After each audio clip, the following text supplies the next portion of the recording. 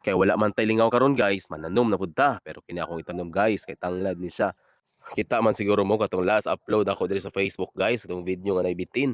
Na mo nakaingon sa kuang ang best daw nga pangontra ning bitin kay kining tanglad. Mao na nga gilukop gyud ako ning palibot diri sa balay guys, ug tanan og tanglad. Tan-aw niyo guys, nuod kaya ni pangontra gyud kaya ni sa mga bitin. Wala man say mawala sa tuwa kung mutuo tani sa ilang giingon. Kung di man galing tinuod guys, ako magamit na magyapon nato ning tanglad kanang magluto day tag sudan day sinabaw nga isda or maglitsyon ka tag baboy. Aw gamit kaayo ning tanglad, makatipid na kay taan ni. Kay sa palengke biya ni guys, tag 5 biya yung bungkus. Nya gamay ra kaayo. Pero kung kita'y magtanom, aw anytime tani makakuha. Nya maka-assure pud ta guys ba nga limpyo gyud pud nga tanom kay kita man gyud mismo nagtanom ani. Ipas na sa palengke wa ta kabalo asa nang ipananom base day sa CR na dapit. Magtanom pud mo aning tanglad guys, di mo problema ani kay dali ra kay ni mabuhi. Pwede ra gyud sa dili bisbisa ninyo.